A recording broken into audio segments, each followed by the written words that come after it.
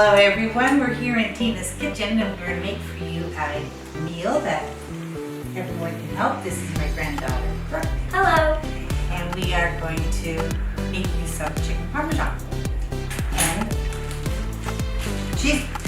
Brooke's going to do the fun parts. You're going to take a breast of chicken. I have 2 here. I didn't bring more than 2, but you can do as many as you like. And skinless, boneless chicken. And you lay it down on some saran wrap. Pull the saran wrap over, and while I am getting dippings ready, Brooke is give it a good beating there, Brooke. Okay, 2 eggs.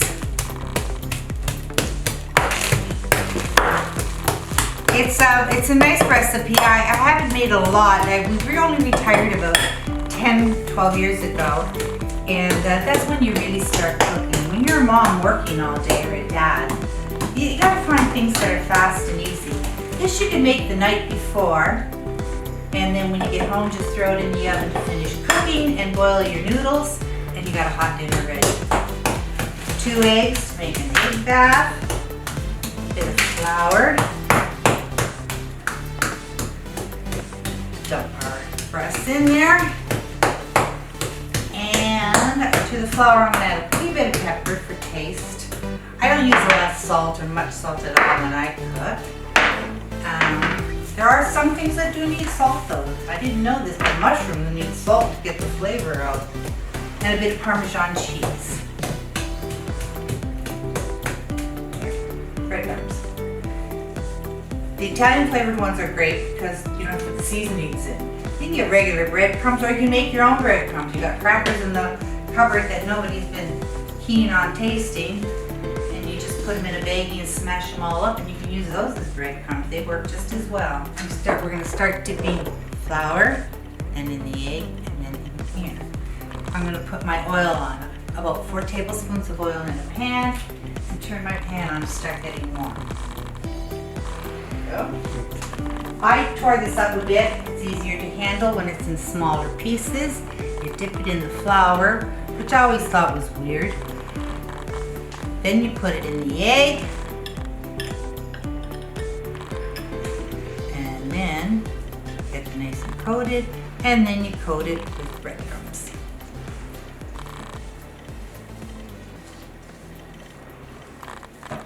Hey, you want to start one and all? Get an assembly line here going like they do in the factories. And you can, I'm only breaking it up. You can cook them whole. It'll fry faster for us so that you can see our end product. We need that a little higher, I do believe.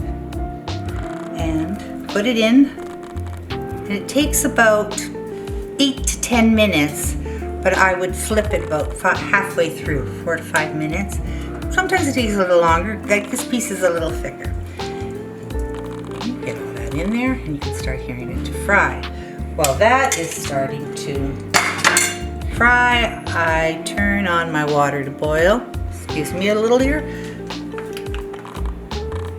So I can get the noodles cooked. And the oven. Set your oven at 400. Let's see here. Like I said, on my oven. There we go. Alright. While we're waiting for this to fry up in the water and cook the noodles, Brooke, here's your dish. You want to pour your pasta on the bottom. Pour the whole pan in. And use the scraper. I know some people who they use everything so they can. I brought you this thing. There she goes. Brooke is adding. Now we're using spaghetti sauce here, and it calls for marinara sauce, but we find spaghetti sauce has more taste to it. You can use marinara. You can use spaghetti sauce.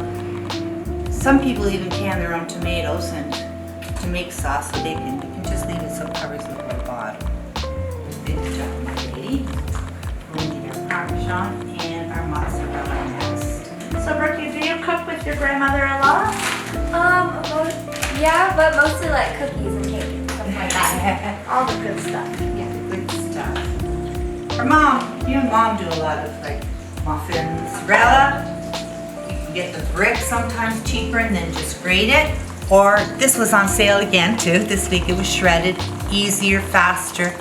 And, but it's all the same. But the brick is great because you can have that in the fridge for several weeks. So you could use any type of mozzarella. You're not loyal to one brand. No, I'm not loyal to one. Remember what's on sale? And sometimes they even use the mix. There's a Tex-Mix. You can, you know, whatever cheese your family really likes. Your kids aren't fond of this. Just gonna go over here and turn it up. You want to make sure it's cooked on the bottom. I don't think it's been 4 minutes. I should have timed it. But you can tell when you flip it over. Let's have a look here. Could be a little browner. But keep an eye on it because when it starts to cook, it gets really cooked. I'm going to cook penne noodles. We find that the kids prefer penne. And Lency is always on sale. I know there's a few times we've gone in, they've been like 99 cents. Stock up on your noodles. They're filling and they're good carbs. And dump in. Brooke, can you get us a wooden spoon, honey? We'll stir up these noodles. Thank you. Another thing, watch your handles if you have little ones around. And you're perfect. There we go, let her boil away. Let's check our meat one more time. There she goes. She's a nice golden brown. About 3 or 4 minutes on this side. And you're ready to put it in the pan and the mozzarella. If you're not sure how much time you have to give your pasta, the directions are always on the back. And if you like it a little firmer, less time. And sometimes I cheat taste them. Right? Okay, now, nice and brown. Up through. Lay your chicken in. Pasta.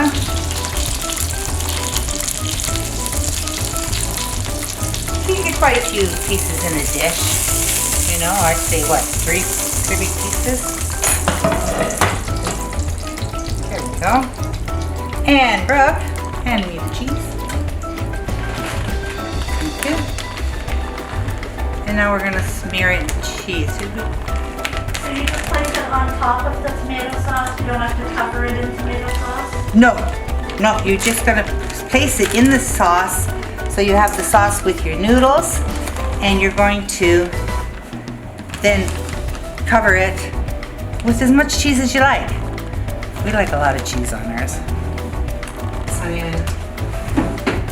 While this is all cooking, your noodles are boiling, my oven's on at 400, and when it gets to 400, I'm going to put my Parmesan in. Chicken parm.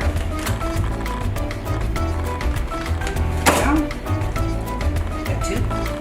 And if you don't do a lot of cooking and you're not sure about timing, use your timer on your oven, your stove, or get a timer.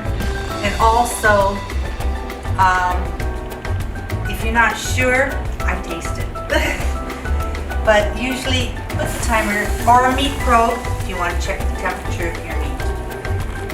But as you have more experience, you recognize when things are done and ready. Okay.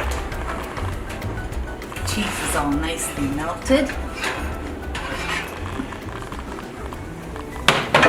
There you go.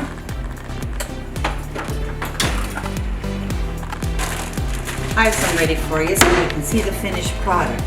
As soon as my oven will hit 400, I will set the parm in there for about 10 minutes. Just long enough to melt the cheese. And then this one's ready. And there you sauce. And there you have it. Dinner's ready and on the table. I hope everybody's hungry. And if you want extra Parmesan cheese. Oh, if you like Parm, I know that.